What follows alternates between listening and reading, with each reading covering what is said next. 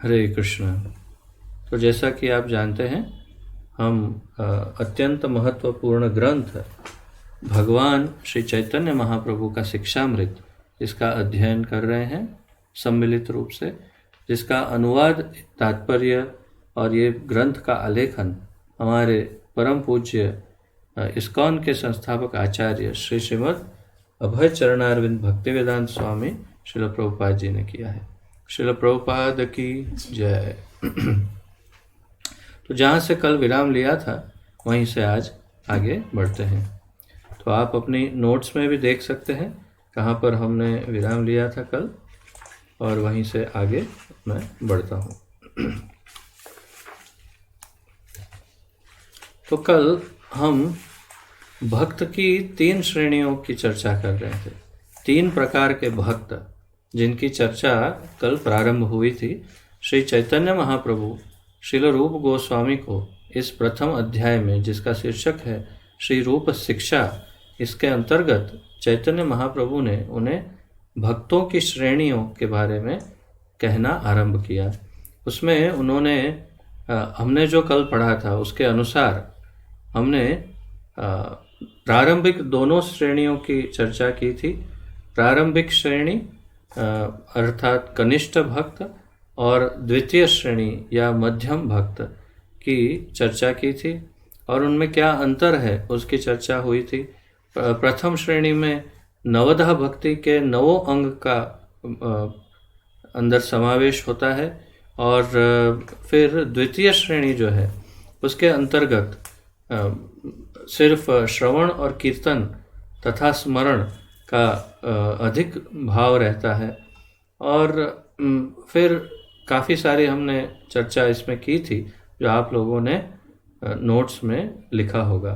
अब तृतीय श्रेणी की बात कर रहे हैं महाप्रभु, तो ये वहाँ से प्रारंभ करते हैं, आप ध्यान दीजिए। तृतीय श्रेणी में दिव्य भगवत प्रेम की प्राप्ति होने पर क्रमशः राग, अनुराग, भाव तथा अंत में परमोच्च महाभाव की प्राप्ति होती है। तो कल हमने जो चर्चा की थी उसमें मध्यम जो लेवल है वो सिद्धि का लेवल है। तो हमने प्रारंभ में जो प्रारंभिक है वो साधन है, साधना। मध्य जो है वो सिद्धि का स्तर है, और तीसरा जो स्तर है तृतीय श्रेणी, अंतिम स्तर, वो है भगवत प्रेम प्राप्ति का स्तर। तो ये अब आज हम उसी स्तर की चर्चा कर रहे हैं, भगवत प्रेम प्राप्ति का स्तर। तो जैसे कि यहाँ महाप्रभु बता रहे हैं कि भगवत प्रेम, दिव्य भगवत प्रेम की प्राप्ति होने पर, अर्थात भगवत प्रेम प्राप्त हो जाने पर क्रमशः, क्रमशः मतलब क्रम अनुसार, पहले, दूसरा, तीसरा, इस तरह, सबसे पहले राग, फिर अनुराग तथा उसके पश्चात भाव, और अंत में महाभाव की प्राप्ति होती है। राग, अनुराग, भाव और महाभाव। तो जिन्होंने मेरे साथ भक्ति रसामृत सिंधु का अध्ययन हमने जो किया था उसमें शामिल थे, उन्हें तो पता है कि ये सब कुछ बहुत ही विस्तार से, अत्यंत विस्तार से श्रील रूप गोस्वामी ने भक्ति रसामृत सिंधु में ये सब कुछ वर्णित किया है। परंतु यहाँ महाप्रभु जो प्रथम बार उन्हें शिक्षा दे रहे हैं वो यहाँ पर संक्षेप में वर्णित है।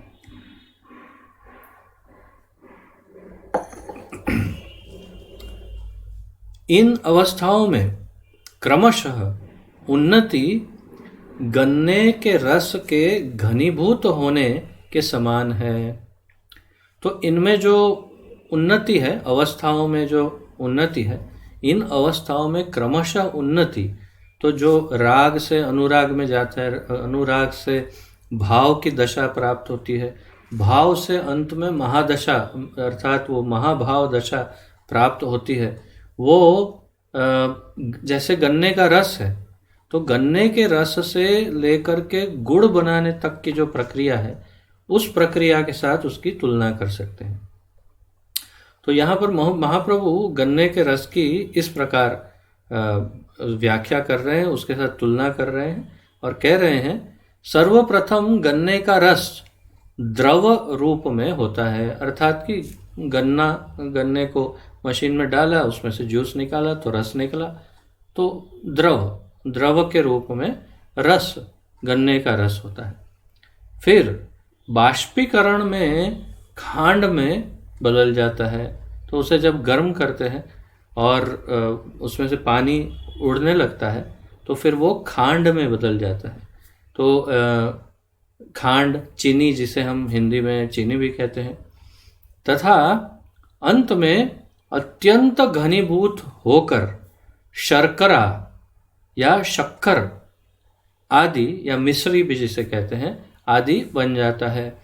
तो फिर उसे और अधिक घनीभूत करते हैं, अर्थात और अधिक गहन करते हैं जब ये चीनी को या खांड को, तो उसमें से शक्कर बन जाती है, शर्करा।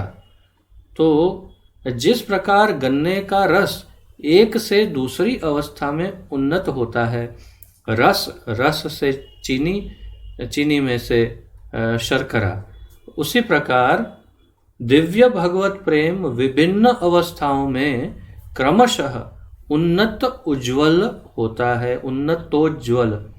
उसी प्रकार क्रमशः उन्नत और उज्ज्वल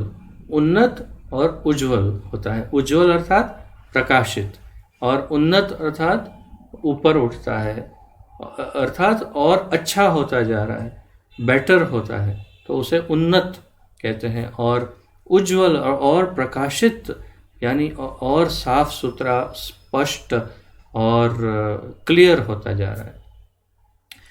तो बिल्कुल गन्ने के रस में से जैसे शक्कर बनती है, मिश्री बनती है, शर्करा, उसी प्रकार ये भगवत प्रेम रस भी घनीभूत होता है। वस्तुतः भक्ति के शुद्ध सत्व में आरूढ़ होने पर ही स्थिर रहना संभव है। वस्तुतः भक्ति के शुद्ध सत्व में आरूढ़ होने पर ही स्थिर रहना संभव है। तो यहाँ अचानक ये क्या कहते हैं उसे, गुण की बात ले आए महाप्रभु।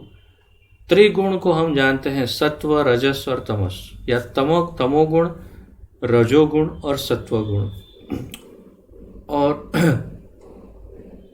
जैसा कि हमने पूर्व अध्ययनों में कई बार चर्चा की है कि इन तीनों गुणों से परे एक और गुण है जो वैकुंठ जगत में या दिव्य जगत में जिस गुण का प्रादुर्भाव है, और उस गुण को कहते हैं विशुद्ध सत्व या शुद्ध सत्व।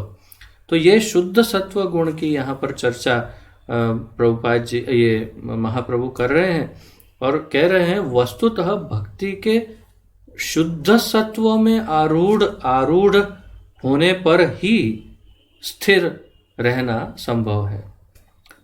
अर्थात भक्ति यदि तमोगुण में है तो क्षण भर भी नहीं रहेगी। भक्ति यदि रजोगुण में है तो थोड़ा रह सकती है, फिर डामाडोल। भक्ति यदि सत्व गुण में है तो कुछ समय तक रहेगी और फिर संभावना है कि वो वहाँ से पतित हो जाए या भक्ति नष्ट हो जाए या गिर जाए। परंतु यदि भक्ति ये तीनों गुणों के अतीत, त्रिगुणातीत, तीनों गुणों से ऊपर विशुद्ध सत्व गुण के अंदर यदि स्थित है, तो जिसमें तमोगुण नहीं, जिस भक्ति में रजोगुण नहीं और जिस भक्ति में सत्व गुण नहीं, वो भक्ति जो विशुद्ध सत्व गुण में है वो भक्ति स्थिर हो सकती है, जो कभी भी जिसे हिलाया नहीं जा सकता। आगे महाप्रभु कहेंगे जो संपूर्ण स्थिर हो सकती है। अब इसके ऊपर आगे बढ़ने से पहले यदि थोड़ा मंथन करें कि ऐसा क्यों, ऐसा कैसे हो सकता होगा या ऐसा क्यों होता है, तो सामान्य बुद्धि से सोचें तो ये जो तीनों गुण हैं वो तीनों गुणों में कहीं ना कहीं कामना, वासना, इच्छाएं ये सब सम्मिलित है। इसके साथ साथ बाकी के अनेक दुर्गुण जैसे क्रोध, लोभ, मोह इत्यादि, मत्सर्य, ये सब कुछ इसके अंदर समाहित है। तो सारे दुर्गुण तमोगुण में है। ये सब मिश्रित होकर अगर भक्ति होगी तो कैसी भक्ति हो सकती है? इसलिए संभव नहीं। परंतु सतोगुण में, सत्व गुण में भी कहीं ना कहीं कुछ अंश तक कामना, इच्छा या लोभ कुछ न कुछ हो सकता है, और इसके कारण ही भक्ति, उसमें भी तो भक्ति का गिरना संभव हो सकता है। परंतु यदि भक्ति विशुद्ध सत्व में है तो उसमें इनमें से कोई भी दुर्गुण उसमें नहीं, और इसीलिए भक्ति स्थिर हो सकती है। ये मेरा निजी अभिप्राय है, ये मेरा स्वयं का मत है। भक्ति के दिव्य स्तर पर स्थित हो जाने पर, क्षमा कीजिए, अन्य स्तरों पर स्थिति सुदृढ़ नहीं हो सकती, वहां से गिर जाना संभव है। तो महाप्रभु कहते हैं अन्य स्तरों पर, अर्थात कि सत्व, रजस और तमोगुण पर भक्ति सुदृढ़ नहीं हो सकती, अर्थात बिल्कुल जम के, दृढ़ ऐसे जम के नहीं बैठ सकती, उसको वहां से वो गिर सकती है, गिरने की संभावना है। भक्ति के दिव्य स्तर पर स्थित हो जाने पर पतन का भय सर्वथा समाप्त हो जाता है। दिव्य स्तर पर अर्थात विशुद्ध सत्व गुण पर स्थित हो जाने पर भक्ति का पतन का भय सर्वथा समाप्त हो जाता है, अर्थात कि कोई संभावना नहीं कि भक्ति वहां से अब गिरेगी। अब भक्ति वहां से नहीं गिरेगी अगर विशुद्ध सत्व गुण में है तो। इस स्थिति को स्थायी भाव कहते हैं। इस स्थिति को स्थायी भाव कहते हैं। ये शब्द आपके लिए महत्वपूर्ण है, स्थायी भाव, क्योंकि अब ऐसे बहुत सारे शब्द आने वाले हैं। मैंने आपको कहा था आज मैं आपको खींच के ले जा रहा हूँ उस गहन, एकदम कॉम्प्लिकेटेड सब क्या कहते हैं व्याख्याओं में भक्ति की। वो थोड़ा समय चलेगा, ऐसा लगेगा कि ओहो कहाँ आ गए, और फिर वापस थोड़ा सरल होना शुरू होगा। लेकिन वो जो एकदम गहन सब ऊंचे ऊंचे भारी भारी शब्दों का अब जो बोझ है वो अब शुरू हो रहा है। तो सबसे पहले आपको ये शब्द स्मरण रखना होगा, जिसका नाम है स्थायी भाव। स्थायी भाव क्या है? जो दिव्य स्तर पर अर्थात विशुद्ध सत्व में जब भक्ति स्थित हो जाती है तो वो स्थायी हो जाती है, और इसे स्थायी भाव कहते हैं। अब ये कोई सर्वश्रेष्ठ नहीं, इससे भी आगे है। तो इससे भी श्रेष्ठ विभाव, अनुभाव, सात्विक, व्यभिचारी आदि अनेक स्थितियां हैं। तो स्थायी भाव, फिर विभाव, उससे ऊपर अनुभाव, फिर सात्विक भाव, फिर व्यभिचारी भाव आदि अनेक स्थितियां इससे ऊपर है। इनकी प्राप्ति के उपरांत भगवान श्री कृष्ण के साथ रस आस्वादन अथवा दिव्य क्रीड़ा होती है। इनकी प्राप्ति के उपरांत अर्थात इन सभी रसों की, भावों की प्राप्ति, स्थायी भाव के उपरांत विभाव, अनुभव, सात्विक, व्यभिचारी आदि भाव की प्राप्ति होने पर भगवान श्री कृष्ण के साथ डायरेक्ट, सीधा रस आस्वादन अथवा दिव्य क्रीड़ा होती है। तो ये गोपियों का जो आदान प्रदान, सखाओं का जो आदान प्रदान, भगवान के जो अंतरंग पार्षद हैं, क्या कहते हैं, जो उनकी दिव्य लीला में प्रविष्ट हैं, उन सब का जो आदान प्रदान है, उन सब के भावों की यहाँ पर अब ये व्याख्या हो रही है। यदि ये भाव हम प्राप्त कर सकते हैं साधन से या कृपा से या भगवान की करुणा से, ये तीनों से ही तो हम इसका आस्वादन कर सकते हैं।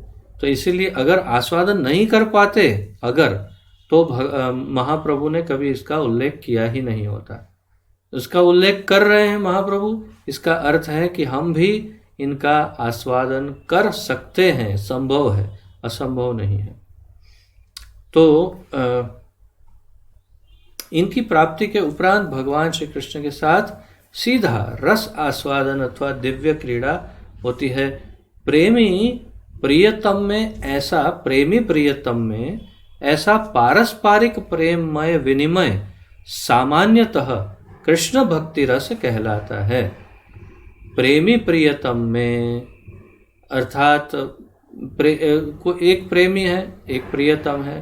प्रेमी कौन है? स्वाभाविक रूप से कृष्ण और उनकी प्रेयसी जो भी है। तो उनमें या तो उनके जो भी प्रेमी हैं उनमें ऐसा पारस्परिक प्रेममय विनिमय सामान्यतः कृष्ण भक्ति रस कहलाता है। तो इस रस को कृष्ण भक्ति रस कहते हैं। यह स्मरणीय है कि दिव्य प्रेम रस विनिमय पूर्व वर्णित स्थायी भाव की दृढ़ भूमि पर स्थित है। ये स्मरणीय है अर्थात इसे हमेशा याद रखना चाहिए या याद रखने योग्य है। और वो क्या है जो याद रखने योग्य है? वो ये है कि ये दिव्य प्रेम रस विनिमय पूर्व वर्णित स्थायी भाव के दृढ़ भूमि पर स्थित है। अर्थात जब भक्ति विशुद्ध सत्व गुण पर स्थित हो जाती है तो स्थायी भाव होता है। उससे ऊपर ही या इसके आधार पर ही ये सारे भाव या ये रस आरंभ हो सकते हैं या उस पर ही स्थित हो सकते हैं। अर्थात मिनिमम रिक्वायरमेंट जिसे कहते हैं अंग्रेजी में, या कम से कम योग्यता, कम से कम जो इसकी योग्यता है जिसके द्वारा हम ये रस का आस्वादन शायद कर सकते हैं, वो कम से कम योग्यता ये है कि हमारी भक्ति विशुद्ध सत्व गुण में स्थित होनी चाहिए, न कि सतो रजो या तमो गुण में। ये उसकी मिनिमम रिक्वायरमेंट, कम से कम योग्यता है। एलिजिबिलिटी अंग्रेजी में कहते हैं। विभाव अब नए शब्द हैं। और विभाव का मूल सिद्धांत स्थायी भाव है तथा अन्य सभी क्रीड़ाएं भगवत प्रेम की वृद्धि में सहायक है, अर्थात संचारी भाव है। विभाव का मूल सिद्धांत स्थायी भाव है। तो विभाव स्थायी भाव के ऊपर है और लेकिन किस पे आधारित है? स्थायी भाव पे। तथा अन्य सभी क्रीड़ाएं, जो भी अन्य भाव या जो भी क्रीड़ाएं हैं, वो भगवत प्रेम की वृद्धि में सहायक है, अर्थात संचारी भाव है। तो ये कुछ शब्दों की मैं आपको जो हिंदी शब्दकोश में जिस प्रकार समझाया वो बताने का प्रयास कर रहा हूँ। ये हिंदी शब्दकोश में विभाव का अर्थ बताया है कि आश्रय में भाव उद्दीप्त करने वाला हेतु, अर्थात आश्रय में भाव उद्दीप्त करना और उद्दीपन, जैसे हमने सीखा था। ये सारे शब्द हमने सीखे थे भक्ति रसामृत सिंधु में। सब आपने लिखा होगा, अपनी नोट्स में होगा, जिन्होंने अटेंड किया था। आप सबकी नोट्स में ये होना ही चाहिए। तो विभाव का अर्थ क्या बताया? आश्रय में भाव उद्दीप्त करने वाला हेतु, अर्थात कि जिसके कारण हमारा जो भाव है और अधिक प्रज्वलित हो, उसे विभाव कहते हैं। संचारी का अर्थ है जिसमें गति हो या चलायमान हो, अर्थात जो धक्का मारे उसे संचारी करना कहते हैं। मतलब और जोर से बढ़ाए या गतिशील करे। या दूसरा उसका ऐसा भी अर्थ है कि संसर्ग या छूत के फैलाने वाला या जिसका संक्रमण होता है। तो जो रोग बढ़ा दे उसे भी संचारी कहते हैं। तो वास्तव में बढ़ाने वाला, तो ये उद्दीप्त, उद्दीपन, बढ़ाना, संचारी, ये सब एक ही जैसे शब्द हैं। उद्दीप्त करना तो भी बढ़ाना, संचारी का अर्थ भी है बढ़ाना, जो एकदम से बढ़ा दे, संक्रमण फैला दे, उस प्रकार। अनुभव, चलो जैसे जैसे शब्द आते हैं मैं आपको बताता जाऊंगा। तो विभाव का मूल सिद्धांत स्थायी भाव है तथा अन्य सभी क्रीड़ाएं भगवत प्रेम की वृद्धि में सहायक हैं, अर्थात संचारी भाव है। अर्थात बाकी सभी क्रीड़ाएं, जो क्रीड़ाएं हैं, क्रीड़ा में कई जात की क्रीड़ाएं हैं, भगवान जो जो कुछ करते हैं वो सब, तो ये सारे संचारी भाव है, अर्थात भगवान के लिए जो भक्ति या प्रेम है उसे बढ़ाने वाले हैं। दिव्य भगवत प्रेम रूपी विभाव के 2 अंग हैं। तो मेरा ये परामर्श है कि आप एक टेबल बनाइए। टेबल बना करके, टेबल कैसे, चार्ट, फ्लो चार्ट जिसे अंग्रेजी में कहते हैं। जैसे सबसे पहले ऊपर लिखिए स्थायी भाव, फिर उसके नीचे एक लाइन करके फिर उसमें से लिखिए स्थायी भाव के नीचे, बल्कि उसके ऊपर है परंतु हम यहाँ उसको नीचे दिखाएंगे, विभाव, अनुभाव, सात्विक, व्याभिचारी, ये 4 हम लिखेंगे। अभी तो ये 4 ही लिखेंगे। फिर विभाव के नीचे हम लिखेंगे ये जो यहाँ पर बताए हैं, भगवत प्रेम रूपी विभाव के 2 अंग हैं, आलंबन और उद्दीपन। तो स्थायी भाव, विभाव और उसके नीचे आलंबन और उद्दीपन। तो उस आलंबन और उद्दीपन को इस प्रकार यहाँ देखिए, जैसे मैं दिखा रहा हूँ, ऐसे करके ऐसे सेपरेट कर देना दोनों। तो एक यहाँ आलंबन और एक यहाँ उद्दीपन, और दोनों ऊपर जाके मिलेंगे विभाव में, और विभाव के ऊपर होगा स्थायी भाव। समझ में आया ना कैसे करना है? ऐसे एक अलग पेज पर ही करिए तो आपको स्पष्ट रहेगा, क्योंकि हो सकता है इसके नीचे और भी हम ऐड करते जाएंगे। यही ऐसा ही चार्ट जहाँ तक मुझे स्मरण है हमने भक्ति रसामृत सिंधु क्लास में भी बनाया था, जो काफ़ी ज़्यादा डिटेल में होगा, इससे कई गुना अधिक डिटेल्स उसमें होगी। वो आपकी नोट्स में होगा कहीं पे, अगर रखी है तो नोट्स। तो आलंबन और उद्दीपन, ये है विभाव के 2 अंग। आलंबन के 2 भेद हैं। अब आलंबन जो मैंने 2 करवाए, उसमें जो आलंबन लिखा है उसके नीचे फिर 2 हिस्से, ऐसे चार्ट जैसे एक लाइन करके 2 हिस्से ऐसे कर दीजिए। आलंबन के 2 और हिस्से हैं, आश्रय आलंबन और विषयालंबन। आश्रयालंबन और विषयालंबन। आश्रयालंबन, विषयालंबन, अर्थात आश्रय आलंबन और विषय आलंबन। कृष्ण रति, रति का अर्थ है एक प्रकार से प्रेमी, अत्यंत आकर्षण, प्रेम, उसे रति कहते हैं। तो कृष्ण रति के विषय आलंबन श्री कृष्ण है तथा आश्रय आलंबन श्री कृष्ण भक्ति रस है।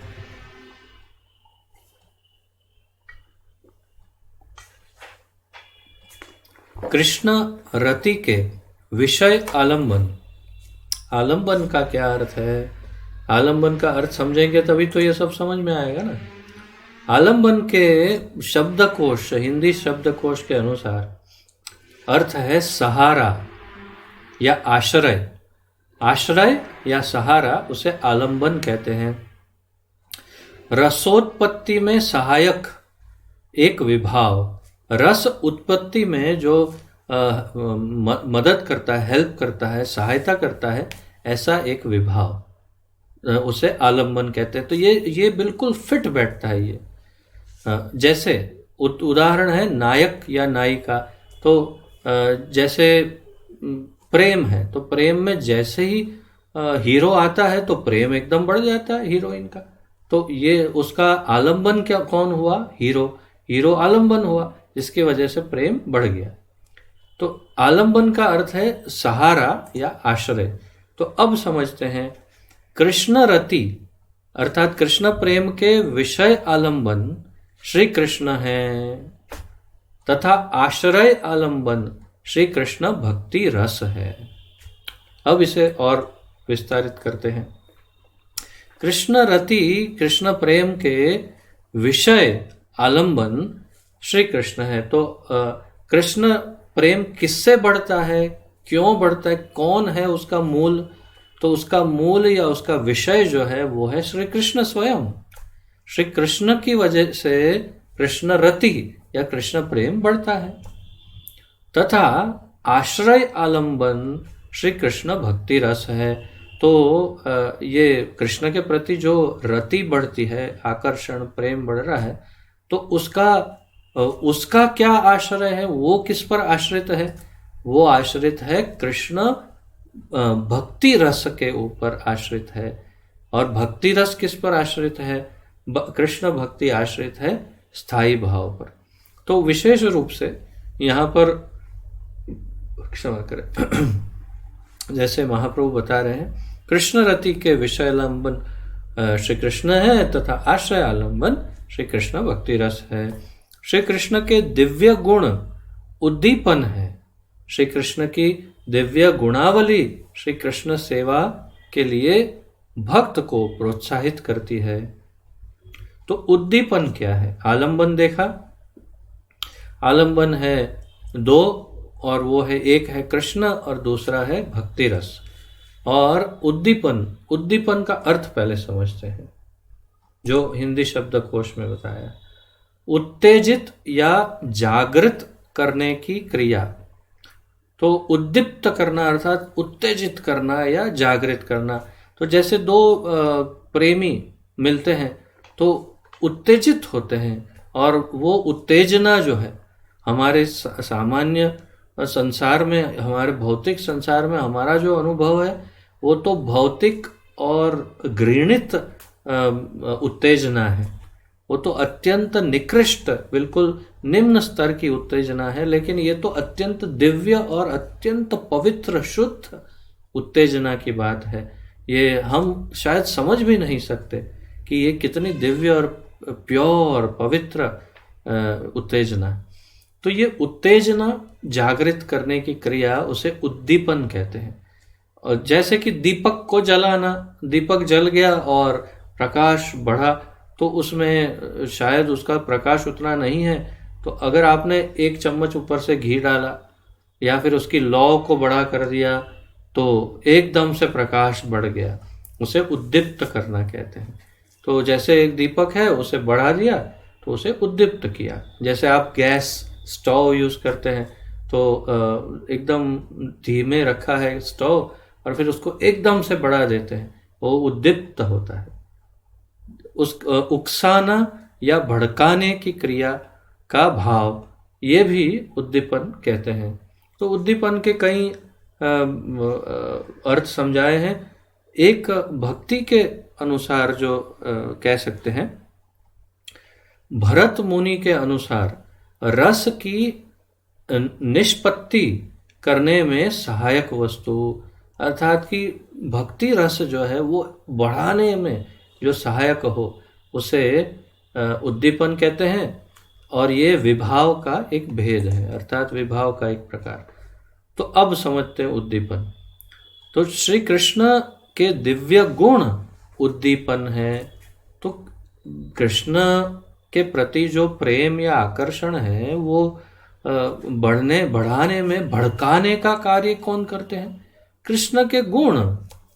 अब मैं उदाहरण, सामान्य जगत के उदाहरण से समझते हैं, एकदम अत्यंत सामान्य उदाहरण से, क्योंकि हमारी समझ तो वही है।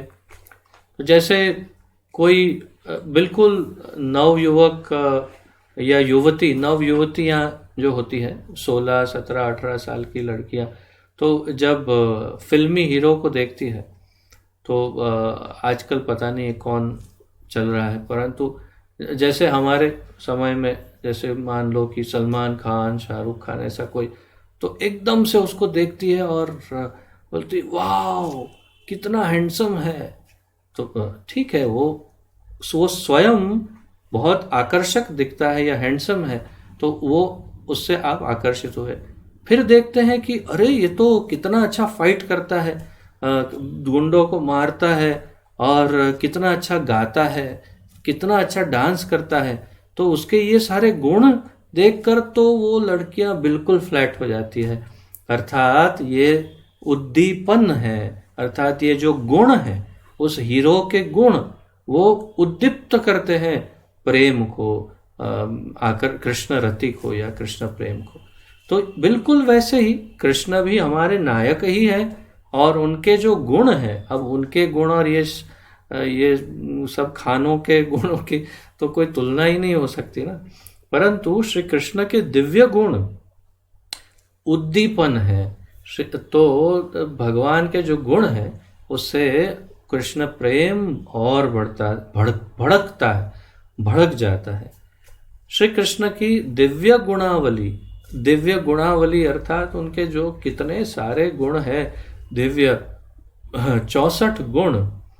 तो ये गुणावली श्री कृष्ण सेवा के लिए भक्त को प्रोत्साहित करती है। तो भक्त को ये उससे आकर्षण होता है कि मैं भगवान की ये सेवा करूं, उनके ये गुण के प्रति आकर्षण, उनके वो गुण के प्रति आकर्षण होके उनकी सेवा के लिए प्रेरित होता है।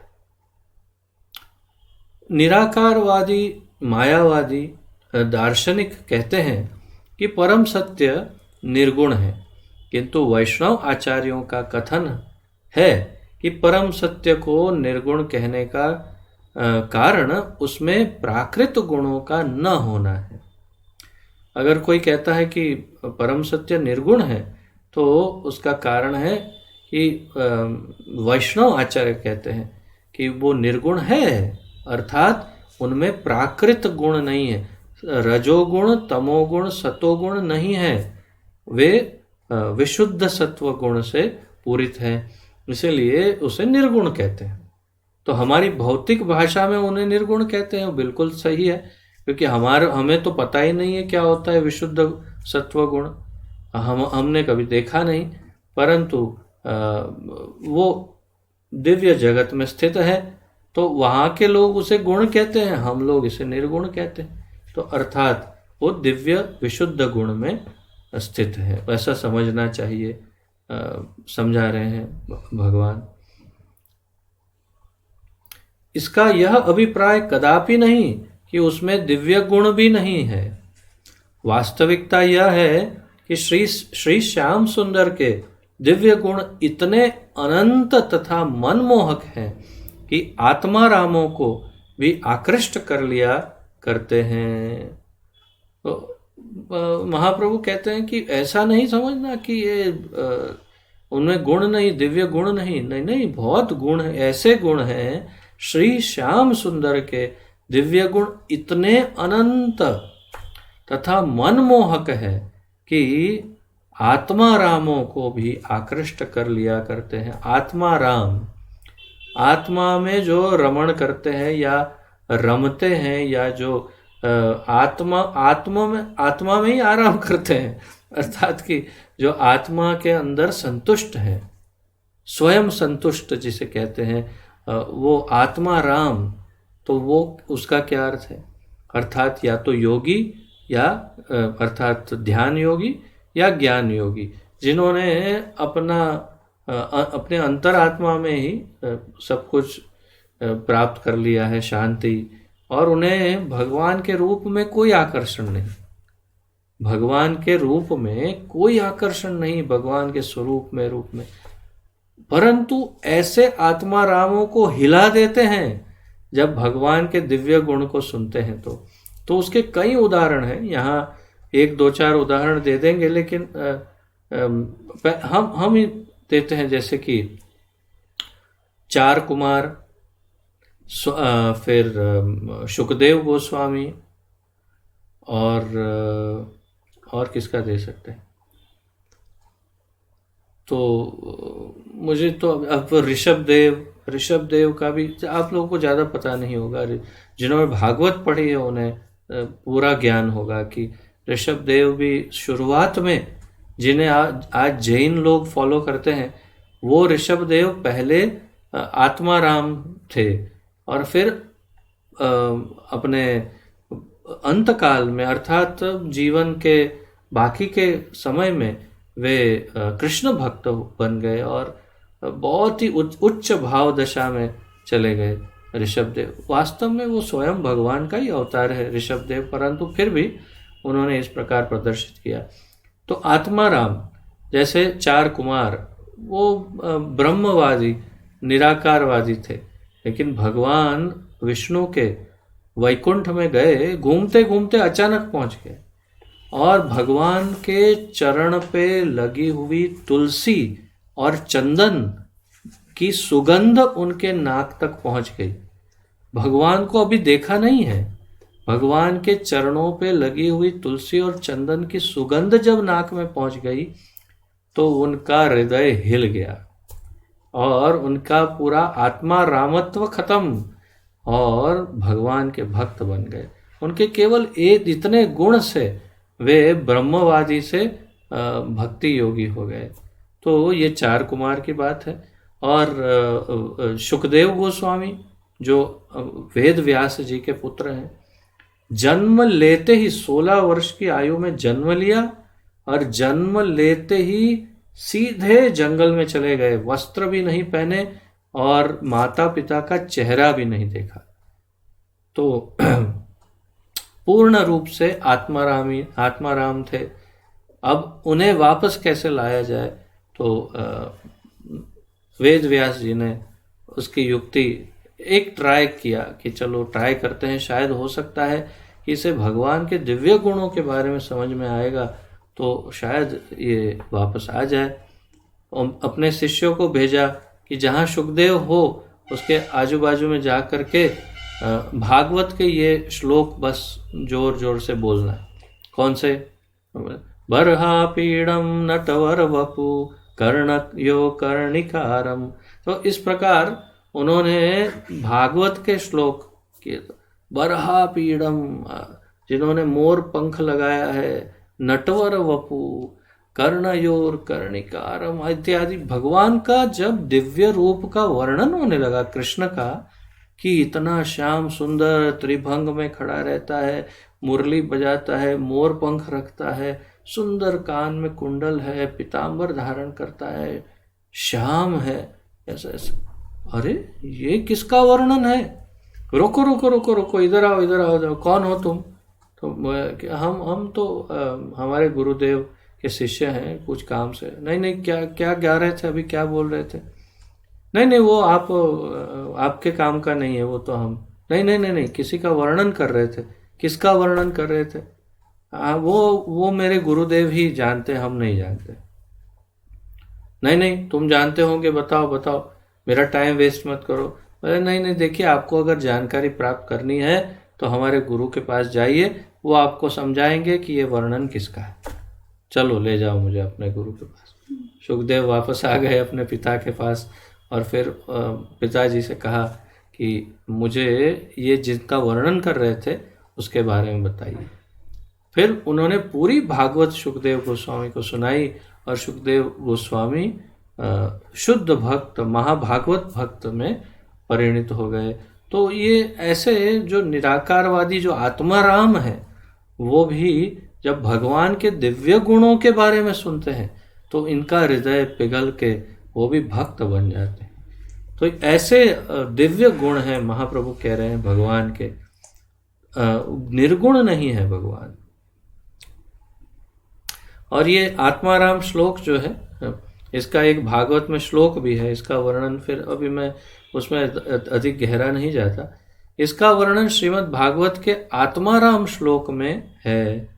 उस श्लोक के अनुसार आत्मज्ञानी मुनि भी श्री कृष्ण के अप्राकृत गुणों से आकृष्ट हो जाया करते हैं। तो आत्मारामस्य मुनयो हो करके ये श्लोक है। तो इस श्लोक में कहा है कि जो आत्माराम मुनि होते हैं वो सब भी भगवान के गुणों को सुन करके आकर्षित हो जाते हैं भगवान से।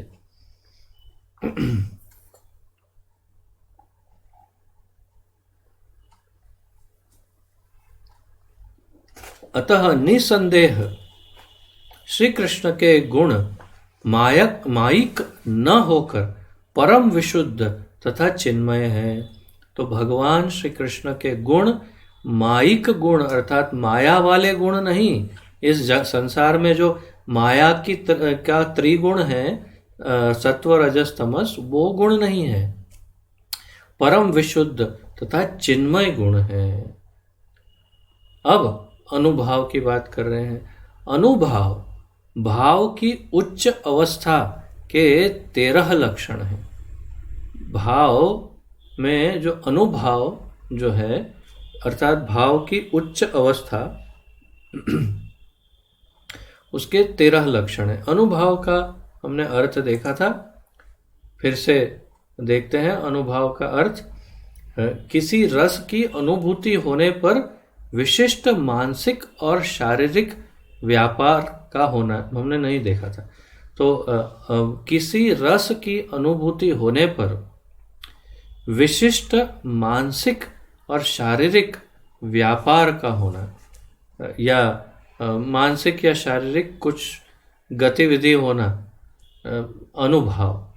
किसी रस की अनुभूति होने पर विशेष रूप से मानसिक या शारीरिक कुछ क्रियाएं होना, उसे अनुभाव कहते हैं। ये शब्दकोश से मैंने आपको बताए हैं अर्थ।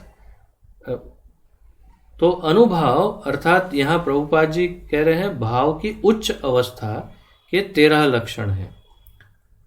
अर्थात कोई व्यक्ति यदि अनुभाव की दशा तक पहुंच गया है तो उसमें ये 13 में से कोई या 13 के 13 लक्षण आपको देखने मिल सकते हैं। इसलिए इसे ध्यानपूर्वक या तो नोट लिखिए जल्दी से, और या फिर स्मरण रखिएगा।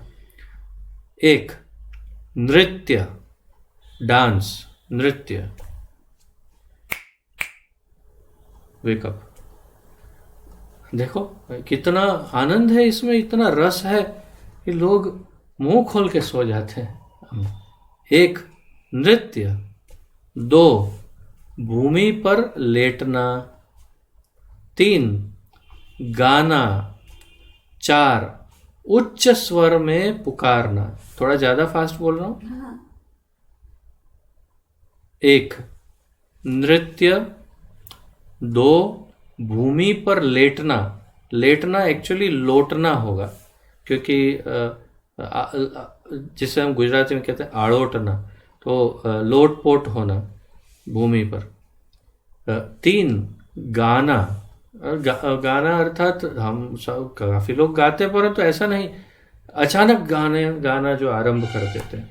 तो हम इसे अगर सामान्य कोई व्यक्ति देखेगा इसे तो वो पागलपन के लक्षण कहेगा, परंतु ये दिव्य अनुभाव के लक्षण हैं, जिसे हम पागलपन कह सकते हैं सामान्य भाषा में। तो उच्च 4, उच्च स्वर में पुकारना, कृष्णा।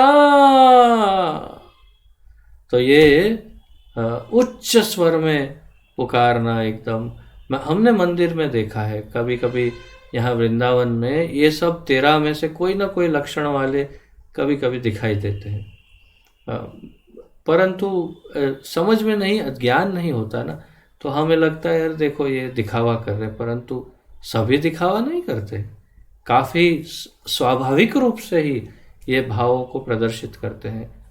तो ये चौथा है उच्च स्वर में पुकारना भगवान। 5, अंगड़ाई लेना।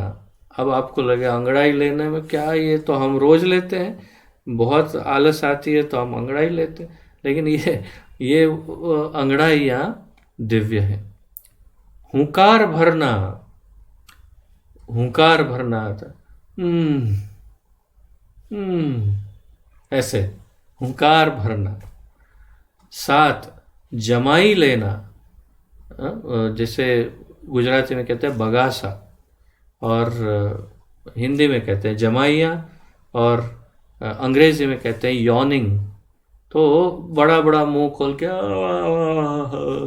तो जमाइया लेना, इसमें क्या, परंतु ये दिव्य गुण है जो प्रदर्शित होता है भक्ति में। और वो भी अनुभाव की स्थिति में। फिर 8, लंबे श्वास छोड़ना, क्षमा कर, जैसे निश्वास,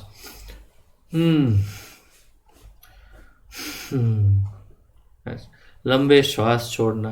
9, लोक लाज, लोक लज्जा त्याग। तो ये है थोड़ा कठिन है, परंतु जो ऐसी दिव्य स्थिति पर है उनको लोक लज्जा का भी वो त्याग कर देते हैं। और जैसे मीराबाई, तो ऐसे वो बहुत ही दिव्य स्थिति है, हमें उसका कभी भी अनुकरण नहीं करना चाहिए। स्वाभाविक रूप से कोई इसमें से गुण प्रकट होते हैं तो हमारा भाग्य है, अन्यथा कभी इसकी एक्टिंग नहीं करना चाहिए। 10, लार टपकाना, मुंह में से लार टपकना, ये भी एक भाव है। 11, अट्टहास, 11 वह है अट्टा। ये सब हमने भक्ति रसामृत सिंधु में लिखा है, इसका लंबा सा वर्णन के साथ सब लिखा है मेरे जहाँ तक मुझे स्मरण। तो 11 है अट्टहास,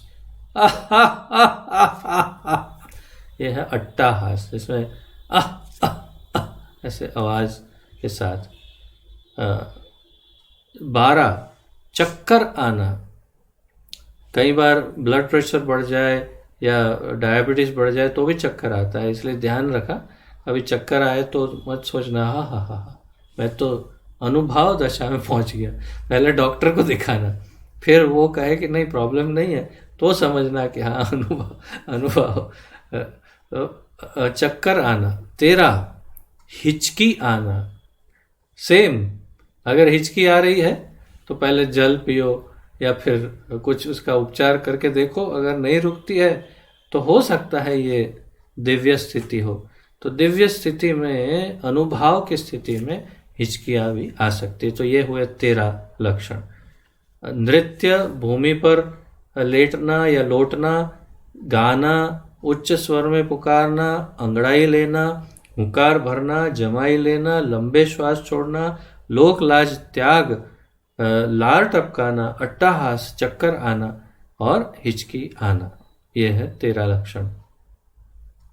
इन सारे के सारे लक्षणों का एक साथ उदय नहीं होता, ये सारे एक साथ में उदय नहीं होते। एक आध दो कभी एक साथ हो सकते हैं, परंतु सब के सब एक ही समय पर हो ऐसे नहीं होता। श्री कृष्ण संबंधी विभिन्न दिव्य रसों के अनुसार ही ये प्रकट होते हैं। ये कैसे प्रकट होते हैं, कब प्रकट होते हैं? श्री कृष्ण संबंधी विभिन्न दिव्य रसों के अनुसार ही ये प्रकट होते हैं। तो भगवान के संबंधी जैसा रस वैसे ये प्रकट होते हैं।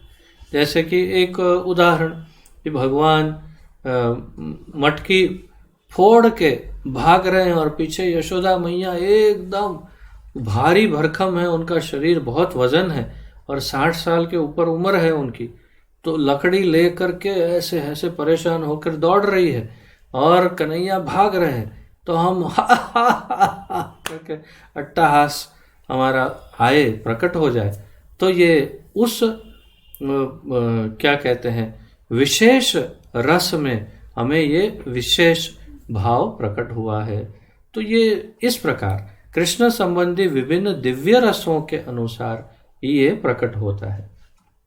किसी समय एक लक्षण प्रमुख रहता है तो कभी दूसरा, तो एक लक्षण कभी प्रमुख रहेगा तो दूसरा कभी और दूसरे किसी रस में वो प्रमुख रहेगा। जैसे कोई दूसरी लीला है तो उसमें कोई और रस रहेगा। जैसे मान लो कि बकासुर वो बड़ा बगुला भगवान के सामने आया है, भगवान खड़े हैं और यूं चोंच से एकदम से भगवान को अपने मुंह में ले करके निगल दिया बकासुर ने। तो एकदम से अब क्या होगा भगवान का, ऐसे हमारी लंबी सांस छोड़ना आरंभ हो सकता है, हम डर सकते हैं एकदम से। तो ये एक कुछ उदाहरण है कि इस प्रकार विभिन्न लीलाओं के अनुसार हमारे विभिन्न ये रस प्रकट हो सकते हैं।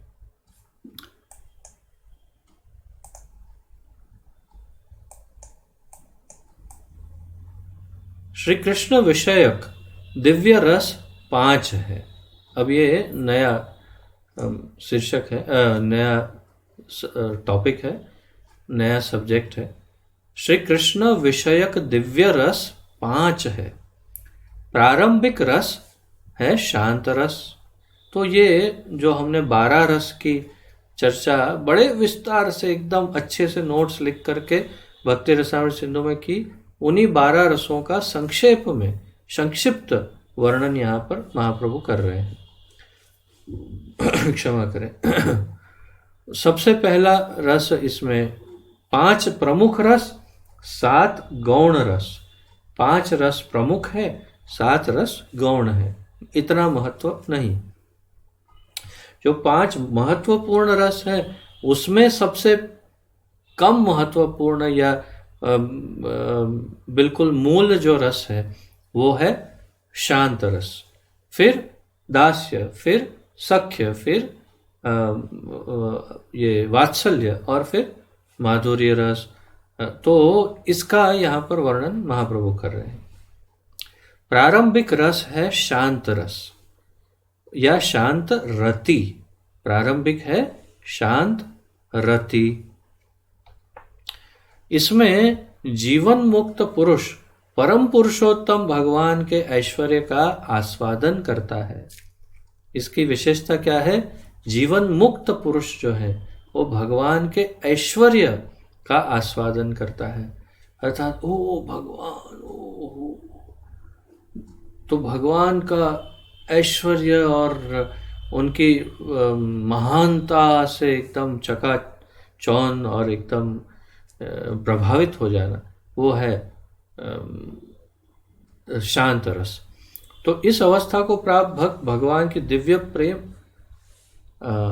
इस अवस्था को प्राप्त भक्त भगवान की दिव्य प्रेममयी सेवा में भली भांति संलग्न नहीं हो पाता, कारण यह तटस्थ अवस्था है। अर्थात इसमें वो प्रेममयी सेवा में नहीं लग पाता, शांत रस में, बल्कि सेवा में ही नहीं लग पाता। वो केवल उनके ऐश्वर्य से प्रभावित रहता है। भक्त है, शांत रस में है, परंतु सदैव भगवान की उस दिव्य विभूति, उनके ऐश्वर्य से प्रभावित रहता है और उनकी बस स्तुति, पूजा, सेवा आदि करता है, परंतु उनकी सेवा में अभी नहीं लग पाता है वो। दास्यरति नामक द्वितीय अवस्था में भक्त भगवान के नित्य दास के रूप में अपनी स्थिति का आस्वादन करता है। अब ये स्थिति ऐसी है जिसमें वो भगवान के साथ अपना संबंध जोड़ लेता है। अब तक संबंध नहीं जोड़ा था शांत में, अब संबंध जोड़ता है दास के रूप में। तो इस स्थिति में वो भगवान के नित्य दास के रूप में अपनी स्थिति का आस्वादन करता है। उसे ज्ञात रहता है कि वह नित्य भगवान की अहेतु की कृपा पर आश्रित है। तो उसे ये ज्ञान रहता है, उसे ध्यान में रहता है कि वह नित्य भगवान की अहेतु की कृपा पर आश्रित है।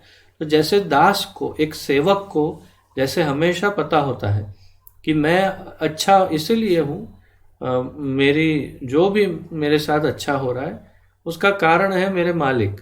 मेरे मालिक मेरा भरण पोषण करते हैं, सब कुछ देते हैं, व्यवस्था, तो इसीलिए मैं सुख चैन से रह पाता हूँ। तो ये दास भाव में वो नित्य ये समझ रहती है कि भगवान की करुणा के कारण मैं सुख रूप हूँ और उनकी सेवा कर पाता हूँ। साथ ही इस स्तर पर राग का स्वाभाविक उदय प्रारंभ होता है, जैसे कि बड़े होने पर पिता के उपकारों को समझने पर पुत्र में होता है। उदाहरण बहुत सुंदर दिया महाप्रभु ने कि इस रस में राग का, एक विशेष प्रकार के प्रेम का उदय प्रारंभ होता है। तो हम हमारे संसार में हम दो ही चीज जानते हैं, या तो प्रेम नहीं है या तो प्रेम है। बस हमारा जीवन बस ये दो शब्दों के, दो व्याख्याओं के इर्द गिर्द घूमता है। क्या है? प्रेम है। क्या है? प्रेम नहीं है। अरे भाई, प्रेम में कितने स्तर हैं? 12 रस हैं, उसमें से 5 और 5 में से 4 तो प्रेम के प्रकार भगवान के साथ हैं, और उसमें भी फिर अलग अलग स्तर है। तो राग का जो प्रारंभिक स्तर है, राग से फिर उन्नत होगा, धीरे धीरे धीरे फिर भाव, फिर महाभाव तक पहुंचेगा। तो ये जो राग है, उसमें पिता के प्रति एक विशेष प्रेम पुत्र को होता है। वो कब होता है? उसे ये स्मरण होता है बड़ा होने पर कि कैसे मेरे पिता मेरा ख्याल रखते थे, देखभाल करते थे, कितना मुझे संभालते थे।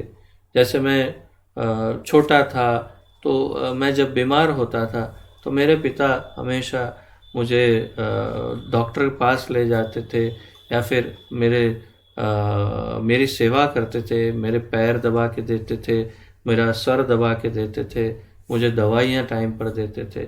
और ये एक उदाहरण है सामान्य कि वो सब स्मरण होता है, और फिर उसे एक ऋण का भाव होता है, और वो एक स्वाभाविक प्रेम भी होता है। और उस प्रेम के कारण वो पिता के साथ एक विशेष रूप का राग या प्रेम उसमें जागृत होता है, जो बचपन में नहीं होता, क्योंकि बचपन में उसे कुछ ये समझ में नहीं आता। इसलिए तो महाप्रभु ये उदाहरण दे रहे हैं कि इस स्तर पर राग का स्वाभाविक उदय प्रारंभ होता है। इस स्थिति में माया के स्थान पर जीव श्री श्याम सुंदर की सेवा करना चाहता है। तो जब दास्य भाव में आता है तो माया की सेवा छोड़ करके श्याम सुंदर की सेवा करना चाहता है। फिर तीसरी स्थिति, सख्य रति रूपी तीसरी अवस्था में भगवत प्रेम आगे बढ़ जाता है। तो ये तीसरी जो अवस्था है, सख्य रति रूपी तीसरी अवस्था में भगवत प्रेम आगे बढ़ जाता है, तथा भक्त प्रेम तथा आदर के समस्तर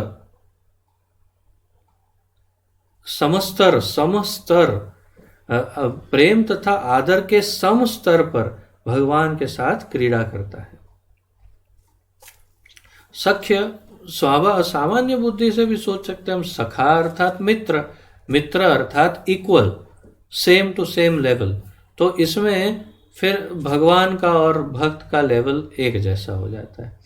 तो यहाँ जैसे महाप्रभु बता रहे हैं, इस अवस्था में भगवत प्रेम आगे बढ़ता है और भक्त प्रेम तथा आदर के सम स्तर पर भगवान के साथ क्रीड़ा करता है। अर्थात आदर उनको भी है हमारे लिए, और हमें भी भगवान के लिए, भगवान को भी मेरे लिए, और प्रेम में मुझे जितना है उतना प्रेम उन्हें भी मुझे मेरे लिए। अर्थात दो मित्रों की तरह ही, बिल्कुल दो मित्रों के भांति उनके अंदर आदान प्रदान होता है।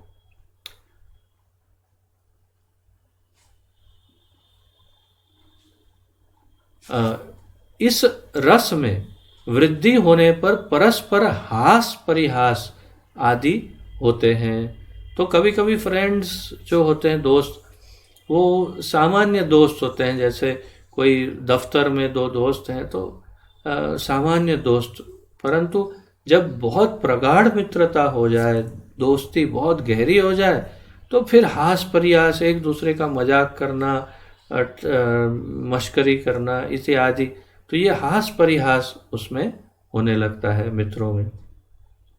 भगवान के साथ सख्य प्रेम का आस्वादन होता है, जीव सर्वबंधन विमुक्त हो जाता है।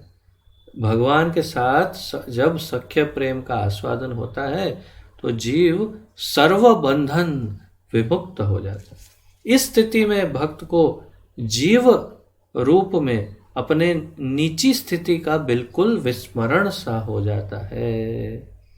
अर्थात ये स्थिति अब ऐसी होती है जब जीवात्मा ये लगभग बोलने लगता जाता है कि मैं जीवात्मा हूँ, ये परमात्मा है, मैं जीव हूँ, ये भगवान है, ये भूलने लगता है और दोनों लगभग एक लेवल पर आकर के क्रीड़ा करते हैं, खेलते हैं।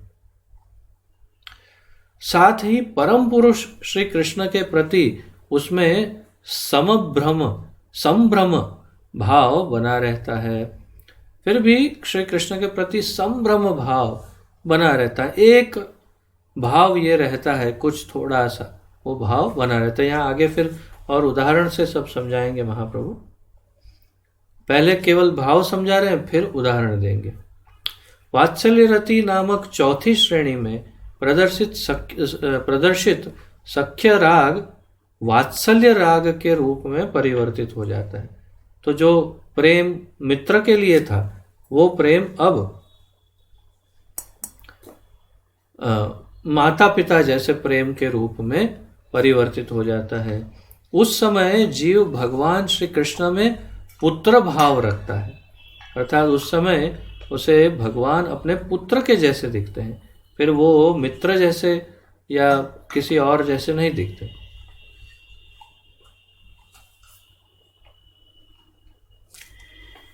हमने बहुत सारे उदाहरणों के साथ बहुत ही गहन इसका अध्ययन किया था भक्ति रसामृत सिंधु में, और कभी कभी रस मिश्रित भी हो जाते हैं, जैसे कि सख्य भाव और वात्सल्य भाव, दास्य भाव और सख्य भाव। तो कभी कभी रस मिश्रित होते हैं, उनकी सब व्याख्या हमने उसमें देखी थी, बहुत ही गहन था सब, वो सब हमने स्टडी किया था बड़े डिटेल में भक्ति रसामृत सिंधु में। तो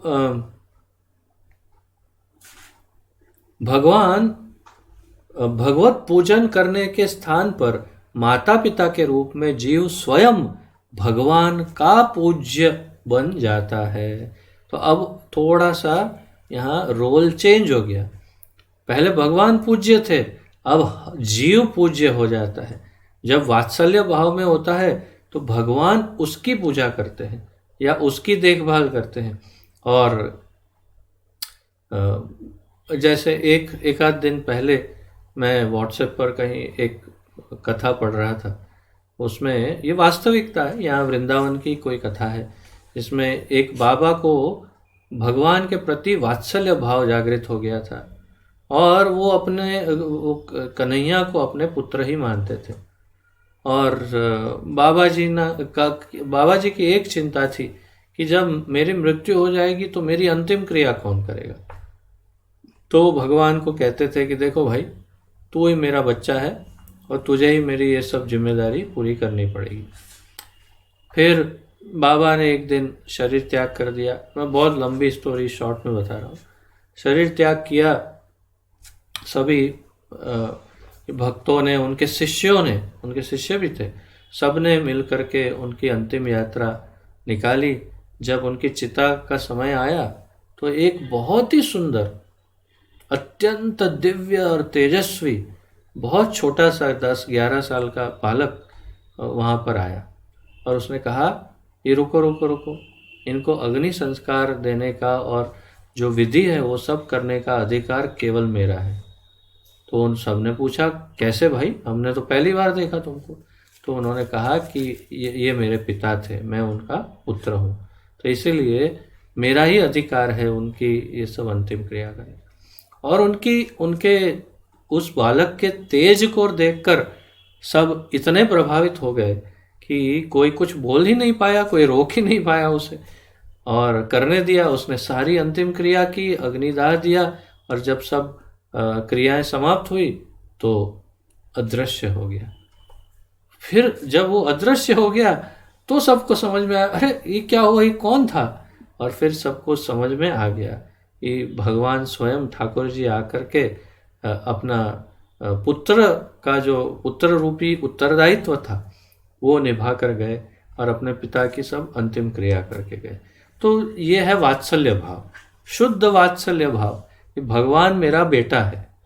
तो फिर भगवान के लिए हम पूज्य हो जाते हैं उस भाव में।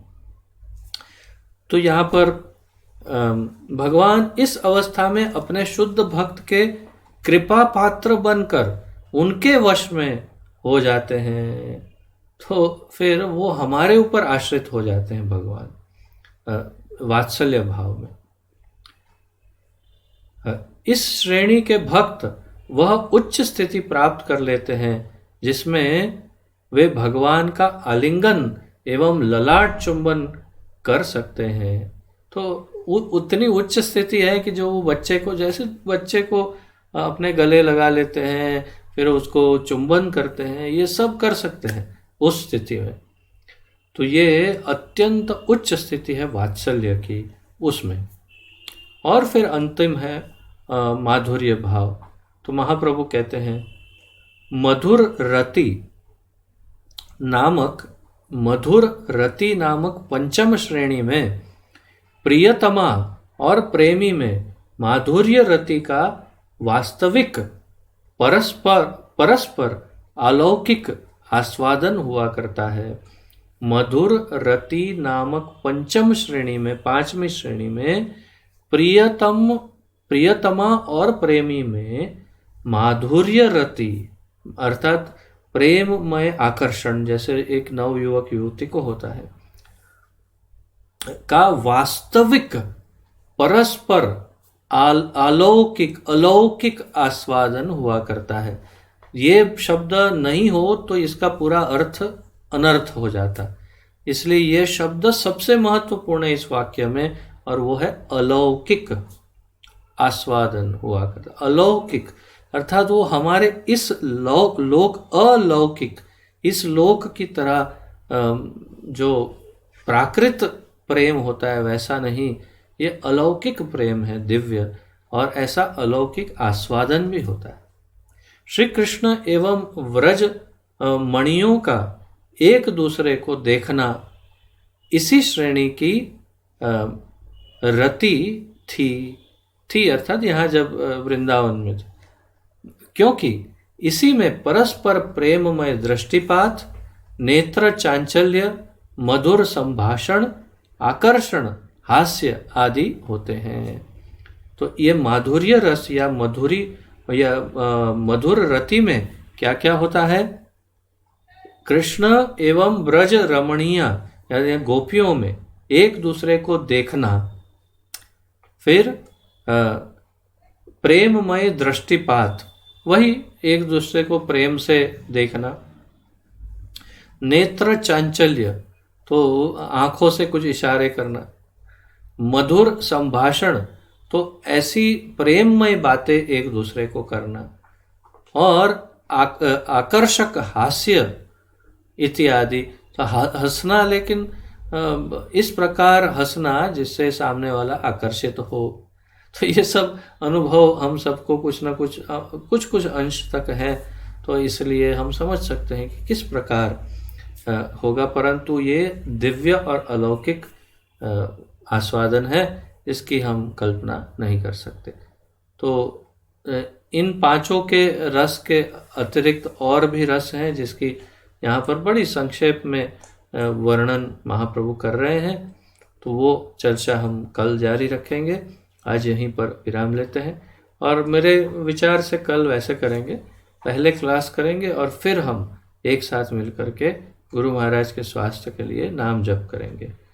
ठीक है, तो आज जो भी हमने अब तक चर्चा की, उस चर्चा में किसी का कोई प्रश्न या उत्कंठा आदि हो तो प्रस्तुत कर सकते हैं।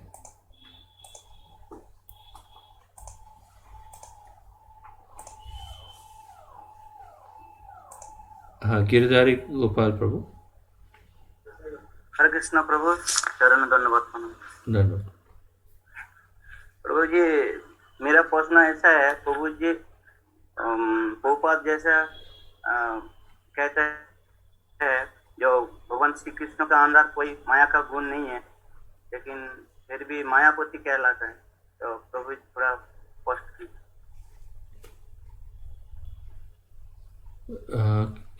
मैं आपका प्रश्न वास्तव में नहीं समझ पाया कि आपको क्या पूछना है। जैसा कि भगवान कृष्ण का अंदर कोई माया का गुण नहीं है, फिर भी भगवान श्री कृष्ण को मायापति कहता है। प्रभु प्रभु जी थोड़ा तो उसमें क्या नहीं समझ में आया? ऐसा आपको क्यों जरूरी लगता है कि किसी का पति जो है उसमें वो गुण होना ही चाहिए? देखिए, जैसे एक मिट्टी से बर्तन बनाने वाला होता है, हम कुम्हार बोलते हैं उसे। तो जो मिट्टी से बर्तन बनाता है, तो मिट्टी को हाथ में लेता है, बर्तन बनाता है और फिर हाथ धो देता है। वो जो मिट्टी है जिससे उसने बर्तन बनाया, वो मिट्टी जीवन भर उसके हाथ में चिपकी नहीं रहती। वो उसने उस वक्त बर्तन बनाया तो ऐसा लगता है कि वो ये मिट्टी उसके हाथ में रह गई। वो बर्तन बना के पानी में हाथ डाल के हाथ साफ कर लेता है और बर्तन बन जाता है। जो भी व्यक्ति, जैसे कलर करने वाला है, कपड़े अपने थोड़े गंदे कपड़े पहन के कलर करता है, पूरे वस्त्रों पे थोड़ा थोड़ा कलर लग जाता है और फिर कपड़े उतार के नहा लेता है, साफ हो जाता है, कलर दीवार पे रह जाता है। कोई भी क्रिया, आप किसी भी क्रिया को उसके या किसी प्रोडक्ट को उसके प्रोड्यूसर अर्थात कि जिसने बनाया है उसके साथ सीधा नहीं जोड़ सकते। वो जैसे कि माया उनका एक अंग है, एक उनका उनके अंदर का एक भाग है जो बाहर प्रदर्शित हो रहा है, परंतु वो माया के अंदर कैसे हो सकते हैं? क्योंकि वो तो उनका प्रोडक्ट है। प्रभुपाद समझाते हैं, उन्होंने कई बार समझाया कि हमेशा बनाने वाला अपनी रचना के ऊपर ही होता है। उदाहरण से बताते हैं, बनाने वाला जो होता है वो अपनी रचना के ऊपर होता है, वो रचना के अंदर नहीं होता है। जैसे किसी ने मान लो कि किसी ने कोई मशीन बनाया है और फिर मशीन को कैसे चालू करना, कैसे बंद करना, वो उसी को पता है क्योंकि उसने वो मशीन बनाया है। फिर ऐसा नहीं होता कि मशीन अपने आप चलता है और ये समझ ही नहीं आता है कि अरे ये मशीन अब कैसे क्या करेंगे।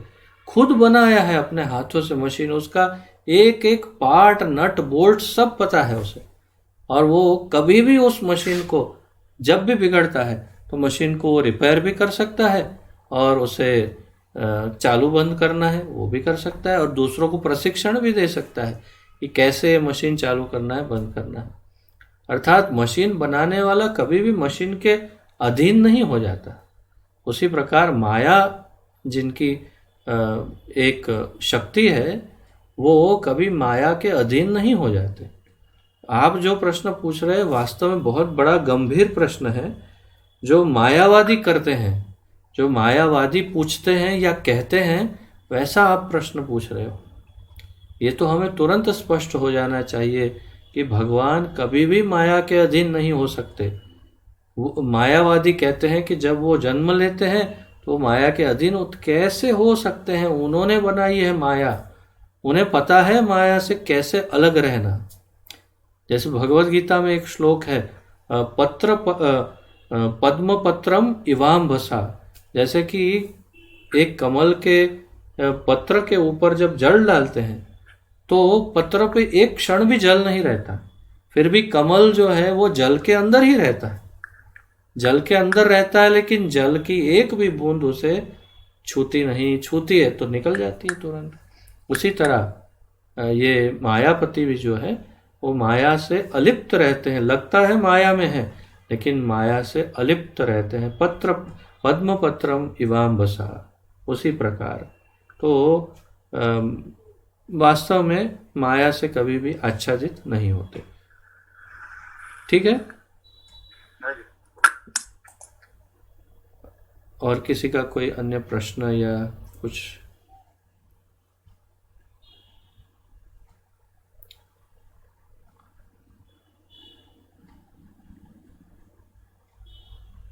कोई प्रश्न हो तो बिना संकोच पूछ सकते हैं। ठीक है, तो कल फिर उसी प्रकार 4:45 को आरंभ करेंगे। क्लास ही पहले प्रारंभ कर देंगे एकदम टाइम पर, और अंत में फिर गुरु महाराज के लिए सब मिल करके जप करेंगे नाम। ठीक है, तो आप सबका बहुत बहुत धन्यवाद। श्री गौरांग महाप्रभु की जय। पतित पावन श्रील प्रभुपाद की जय।